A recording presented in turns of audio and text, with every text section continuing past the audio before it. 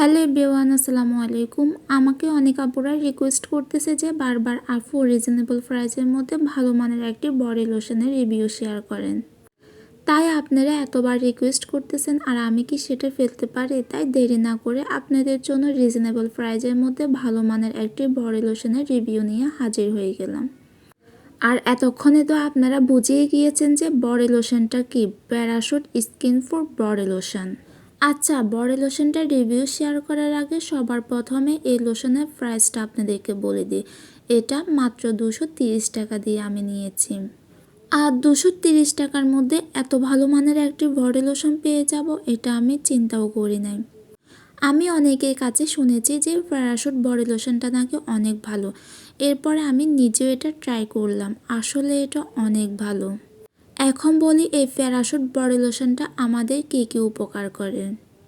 এই parachute body লোশনটার প্রধান উপকারিতা হচ্ছে এটা ত্বকের গভীরে গিয়ে ত্বকের আর্দ্রতা বজায় রাখে এবং শুষ্কতা প্রতিরোধ করে, ত্বকের রুক্ষতা দূর করে, ত্বক নরম ও কোমল করে এবং এটি ত্বক উজ্জ্বলতা বৃদ্ধি করে।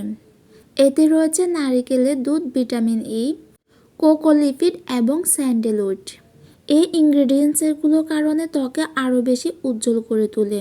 স্যান্ডেলউড আমাদের ত্বকের জন্য কতটা উপকারী সেটা তো আমরা সবাই জানি। নারিকেলের দুধ এবং ভিটামিন ই, যেগুলো আমাদের ত্বকে গভীর থেকে ময়শ্চারাইজিং করে এবং ত্বক অনেক বেশি টান করতে সাহায্য করে।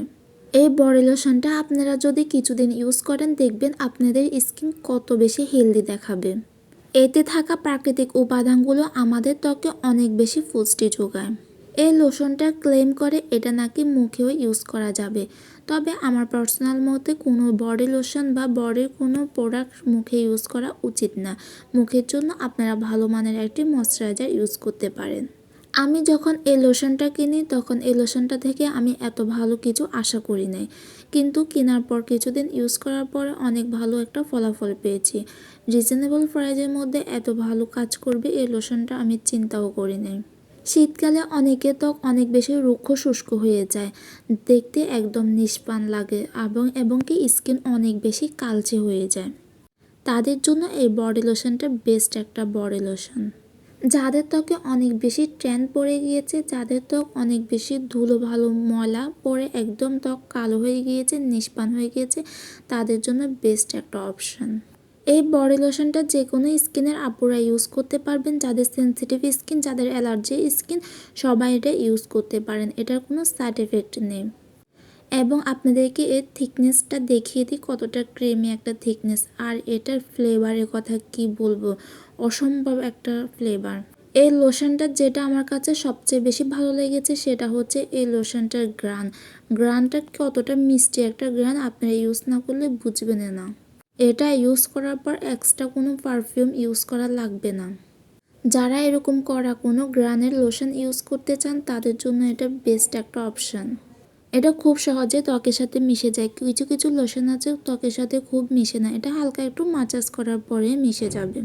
পার্সোনালি আমার কাছে এই লোশনটা অনেক বেশি ভালো লেগেছে, আপনারাও চাইলে এটা ইউজ করতে পারেন। তবে বলবো রিজনেবল প্রাইসের মধ্যে খুবই ভালো একটি লোশন।